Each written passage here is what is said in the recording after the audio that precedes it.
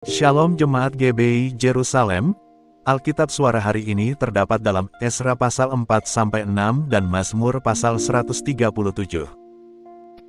Esra pasal 4. Ketika lawan orang Yehuda dan Benyamin mendengar bahwa orang-orang yang pulang dari pembuangan itu sedang membangun bait suci bagi Tuhan Allah Israel, maka mereka mendekati Zerubabel serta para kepala kaum keluarga dan berkata kepada mereka, "Biarlah kami turut membangun bersama-sama dengan kamu, karena kami pun berbakti kepada Allahmu sama seperti kamu. Lagi pula kami selalu mempersembahkan korban kepadanya sejak zaman Esarhadon, Raja Asyur, yang memindahkan kami kemari." Tetapi Zerubabel, Yosua, dan para kepala kaum keluarga orang Israel yang lain berkata kepada mereka, "Bukanlah urusan kita bersama, sehingga kamu dan kami membangun rumah bagi Allah kami. Karena kami sendirilah yang hendak membangun bagi Tuhan Allah Israel seperti yang diperintahkan kepada kami oleh Koresi, Raja negeri Persia." Maka penduduk negeri itu melemahkan semangat orang-orang Yehuda dan membuat mereka takut membangun. Bahkan selama zaman Koresi, Raja negeri Persia, sampai zaman pemerintahan Darius, Raja negeri Persia, mereka menyogok para penasehat untuk melawan orang-orang Yehuda itu dan menggagalkan rancangan mereka. Pada zaman pemerintahan Ahasiweros, pada permulaan pemerintahannya, mereka menulis surat tuduhan terhadap orang-orang yang telah menetap di Yehuda dan di Yerusalem. Dan pada zaman Artahsasta ditulislah surat oleh Bislam, Miredat, dan Tabil serta rekan-rekannya yang lain kepada Artahsasta, Raja negeri Persia. Naskah surat itu ditulis dalam bahasa Aram dengan terjemahannya dalam bahasa Aram. Rehum, bupati, dan Simsai, penitera, telah menulis surat terhadap Yerusalem kepada Raja Artahsasta yang isinya sebagai berikut. Pada waktu itu, ditulislah surat itu oleh Rehum, bupati, dan Simsai, panitra, serta rekan-rekan mereka yang lain, para hakim dan punggawa dan pegawai-pegawai orang Persia, orang-orang dari Erek, dari Babel, serta orang-orang dari Susan, yaitu orang-orang Elam, dan bangsa-bangsa lain yang oleh Asnapar yang agung dan mulia itu dipindahkan dan disuruh menetap di kota Samaria dan di daerah yang lain sebelah barat sungai Efrat. Inilah salinan surat yang dikirim mereka kepadanya ke hadapan Raja Artahsasta dari hamba-hamba tuanku, orang-orang di daerah sebelah barat sungai Efrat. Maka kiranya Raja maklum bahwa orang-orang Yahudi yang berangkat dari tuanku ke tempat kami telah tiba di Yerusalem. Mereka sedang membangun kembali kota yang durhaka dan jahat itu. Mereka menyelesaikan pembangunan tembok-tembok dan memperbaiki dasarnya. Kiranya Raja maklum bahwa jikalau kota itu sudah dibangun dan tembok-temboknya sudah selesai, orang tidak lagi membayar pajak, upeti atau bea, sehingga kota itu akhirnya mendatangkan kerugian kepada raja-raja. Sekarang Oleh karena kami mempunyai hubungan dengan raja, dan tidak patut bagi kami melihat raja kena celah. Maka oleh sebab itu kami menyuruh orang memberitahukan hal ini kepada raja, supaya diadakan penyelidikan dalam kitab riwayat nenek moyang tuanku. Di dalam kitab riwayat itu tuanku akan mendapati dan mengetahui bahwa kota itu kota durhaka, yang selalu mendatangkan kerugian kepada raja-raja dan daerah-daerah, dan bahwa orang selalu mengadakan pemberontakan di dalamnya sejak zaman dahulu. Itulah sebabnya maka kota itu dibinasakan. Kami ini memberitahukan kepada raja bahwa jikalau kota itu sudah dibangun kembali dan tembok-temboknya sudah selesai, maka bagi tuanku kelak tidak ada lagi milik di daerah sebelah barat sungai Efrat. Maka raja mengirim surat jawaban ini kepada Rehum, bupati, dan Simsei, panitra, serta rekan-rekan mereka yang lain yang tinggal di Samaria dan di daerah yang lain seberang sungai Efrat. Salam. Maka sekarang surat yang kamu kirim kepada kami telah dibacakan kepadaku dengan jelas. Lalu atas perintahku telah diadakan penyelidikan, dan didapati bahwa kota itu sejak zaman dahulu selalu bangkit melawan raja-raja, dan bahwa penduduknya selalu mendurhaka dan memberontak. Lagi pula dahulu ada raja-raja yang berkuasa atas Yerusalem, yang memerintah seluruh daerah seberang sungai Efrat, dan kepada mereka dibayarlah pajak, upeti, dan bea. Oleh sebab itu, keluarkanlah perintah untuk menghentikan orang-orang itu, supaya kota itu jangan dibangun kembali sebelum aku mengeluarkan perintah. Dan ingatlah baik-baik, supaya jangan kamu berbuat suatu kelalaian dalam perkara ini. Apakah gunanya kerusakan yang menjadi kerugian raja-raja itu bertambah besar?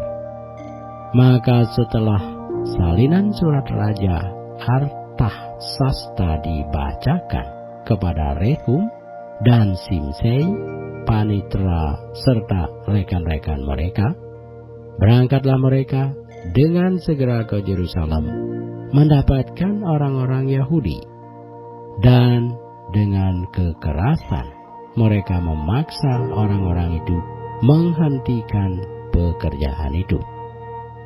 Pada waktu itu terhentilah pekerjaan membangun rumah Allah yang di Yerusalem, dan tetap terhenti sampai tahun yang kedua zaman pemerintahan Darius, raja negeri Persia.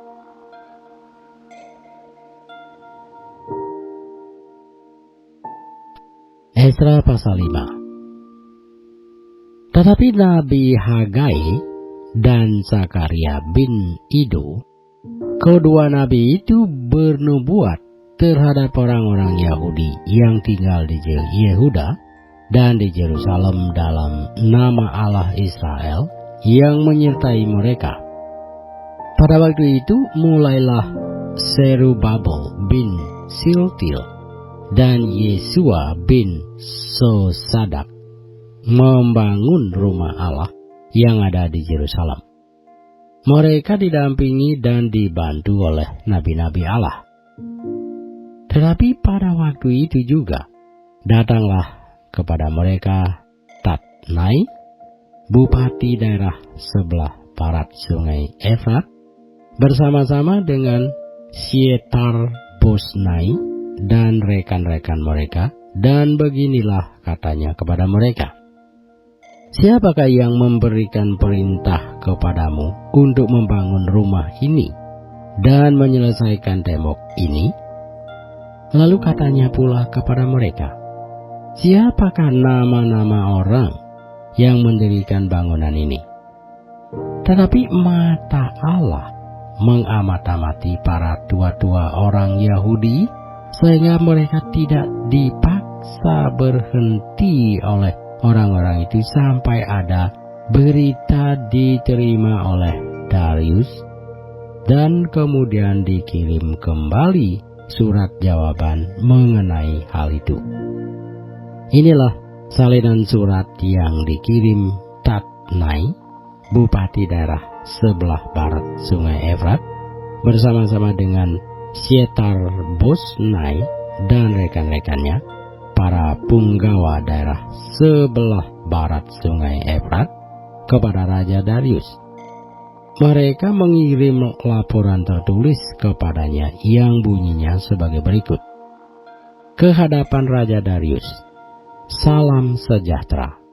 Kiranya Raja maklum bahwa kami datang ke daerah Yehuda, ke rumah Allah yang maha besar. Rumah itu sedang dibangun dengan batu yang besar-besar, sedang dindingnya dilapis dengan kayu, dan pekerjaan itu dikerjakan dengan seksama dan berjalan lancar di tangan mereka. Kemudian kami menanyai para tua-tua itu, dan beginilah kata kami kepada mereka. Siapakah yang memberi perintah kepadamu untuk membangun rumah ini dan menyelesaikan tembok ini? Lagi pula kami tanyakan kepada mereka nama-nama mereka untuk memberitahukannya kepada tuanku dengan mencatat nama orang-orang yang mengepalai mereka. Inilah jawaban yang diberikan mereka kepada kami. Kami adalah hamba-hamba Allah semesta langit dan bumi, dan kami membangun kembali rumah yang telah didirikan bertahun-tahun sebelumnya, didirikan dan diselesaikan oleh seorang raja Israel yang agung. Tetapi sesudah nenek moyang kami membangkitkan murka Allah semesta langit, mereka diserahkannya ke dalam tangan Nabukadnezar, raja negeri Babel, orang Kasdim, yang merusak rumah itu dan mengangkut bangsa itu sebagai tawanan ke negeri Babel. Akan tetapi pada tahun pertama zaman Koresi, raja negeri Babel, dikeluarkanlah perintah oleh Raja Koresi untuk membangun rumah Allah ini. Juga perlengkapan emas dan perak dari rumah Allah yang telah diambil oleh Nabukadnezar dari bait suci yang di Yerusalem dan dibawa ke dalam bait suci yang di Babel, diambil pula oleh Raja Koresi dari bait suci yang di Babel itu, dan diserahkan kepada seorang yang bernama Sesbasar yang telah diangkatnya menjadi bupati. Perintahnya kepadanya, ambillah perlengkapan ini, pergilah dan taruhlah itu di dalam bait suci yang di Yerusalem, dan biarlah rumah Allah dibangun di tempatnya yang semula. Kemudian datanglah Sesbasar meletakkan dasar rumah Allah yang ada di Yerusalem, dan sejak waktu itu sampai sekarang dikerjakanlah pembangunannya, hanya belum selesai. Oleh sebab itu, jikalau dianggap baik oleh raja, maka hendaklah diadakan penyelidikan di dalam gedung perbendaharaan raja di sana, di Babel.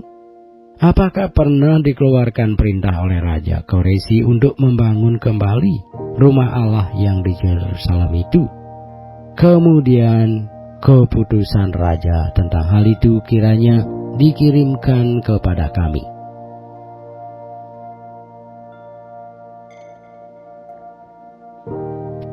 Ezra pasal 6. Sesudah itu, atas perintah Raja Darius, diadakanlah penyelidikan di perbendaharaan di Babel, di tempat naskah-naskah disimpan. Kemudian di Asmeta, benteng yang di Provinsi Media, didapati sebuah gulungan yang isinya sebagai berikut. Piagam. Pada tahun pertama zaman Raja Koresi dikeluarkanlah perintah oleh Raja Koresi mengenai rumah Allah di Yerusalem. Rumah itu haruslah dibangun kembali sebagai tempat orang mempersembahkan korban sembelihan dan korban api-apian. Haruslah tingginya 60 hasta dan lebarnya 60 hasta. Dan haruslah dipasang 3 lapis batu besar-besar dan 1 lapis kayu. Biayanya harus dibayar dari perbendaharaan kerajaan. Dan juga perlengkapan emas dan perak rumah Allah yang diambil oleh Nabukadnezar dari bait suci yang di Yerusalem dan dibawa ke Babel itu haruslah dikembalikan, supaya kembali pula ke dalam bait suci yang di Yerusalem ke tempatnya yang semula. Dan engkau haruslah menaruhnya di dalam rumah Allah. Oleh sebab itu, hai Tatnai, bupati daerah seberang sungai Efrat, dan Syetar-Bosnai, serta rekan-rekanmu, para punggawa daerah seberang sungai Efrat, hendaklah kamu menjauhkan diri dari sana. Biarlah pekerjaan membangun rumah Allah itu. Bupati dan para tua-tua orang Yahudi boleh membangun rumah Allah itu di tempatnya yang semula. Lagi pula telah dikeluarkan perintah olehku tentang apa yang harus kamu perbuat terhadap para tua-tua orang Yahudi mengenai pembangunan rumah Allah itu, yakni daripada penghasilan kerajaan, daripada upeti daerah seberang sungai Efrat, haruslah dengan seksama dan dengan tidak bertangguh diberi biaya kepada orang-orang itu. Dan apa yang diperlukan, yakni lembu jantan muda, domba jantan, anak domba untuk korban bakaran bagi Allah semesta langit, juga gandum, garam, anggur, dan minyak, menurut petunjuk para imam yang di Yerusalem. Semuanya itu harus diberikan kepada mereka hari demi hari tanpa kelalaian, supaya mereka selalu mempersembahkan korban yang menyenangkan kepada Allah semesta langit dan mendoakan raja serta anak-anaknya. Selanjutnya telah dikeluarkan perintah olehku supaya setiap orang yang melanggar keputusan ini akan dicabut sebatang tiang dari rumahnya untuk menyulakannya pada ujung tiang itu, dan supaya rumahnya dijadikan reruntuhan oleh karena hal itu.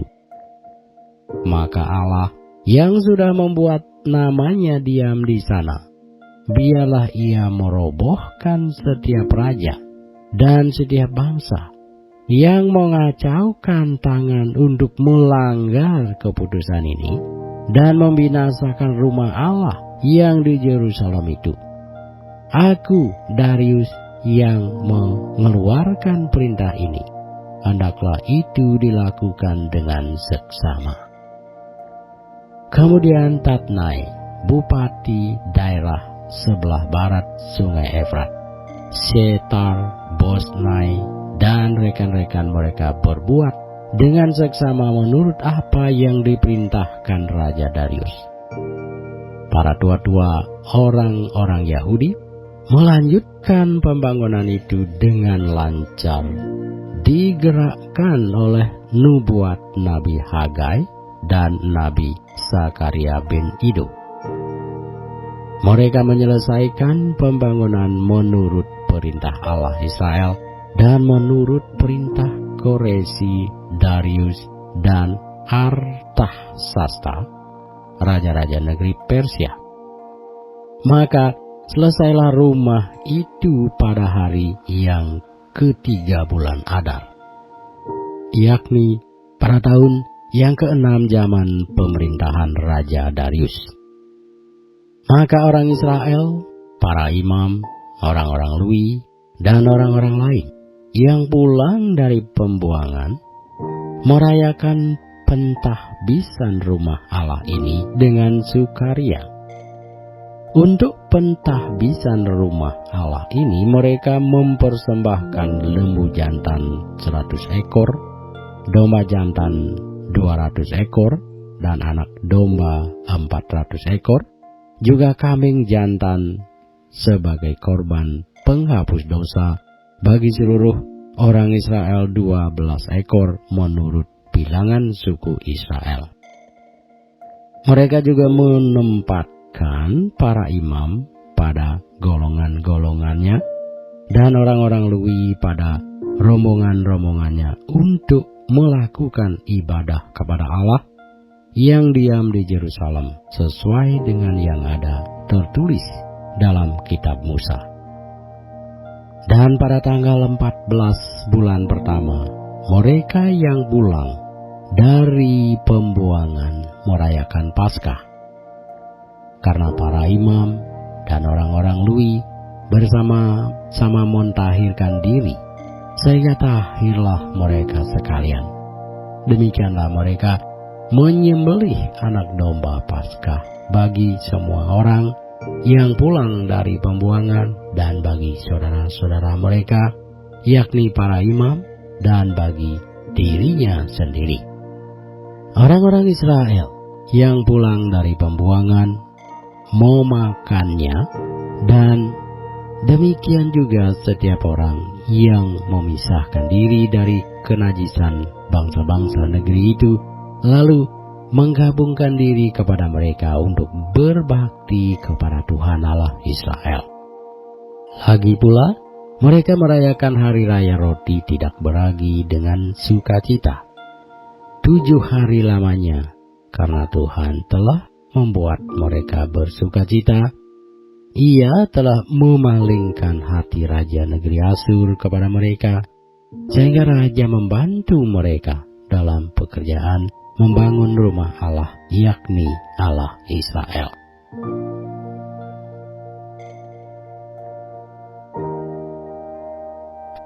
Mazmur pasal 137. Di tepi sungai-sungai Babel, di sanalah kita duduk sambil menangis apabila kita mengingat Sion. Pada pohon-pohon gandarusa di tempat itu, kita menggantungkan kecapi kita. Sebab di sanalah orang-orang yang menawan kita meminta kepada kita, memperdengarkan nyanyian, dan orang-orang yang menyiksa kita meminta nyanyian sukacita. Nyanyikanlah bagi kami nyanyian dari Sion. Bagaimanakah kita menyanyikan nyanyian Tuhan di negeri asing? Jika aku melupakan engkau, hai Yerusalem, biarlah menjadi kering tangan kananku. Biarlah lidahku melekat pada langit-langitku, jika aku tidak mengingat engkau, jika aku tidak menjadikan Yerusalem puncak sukacitaku. Ingatlah ya Tuhan kepada Bani Edom, yang pada hari pemusnahan Yerusalem mengatakan, runtuhkan, runtuhkan sampai ke dasarnya. Hai putri Babel yang suka melakukan kekerasan, berbahagialah orang yang membalas kepadamu perbuatan-perbuatan yang kau lakukan kepada kami. Berbahagialah orang yang menangkap dan memecahkan anak-anakmu pada bukit batu.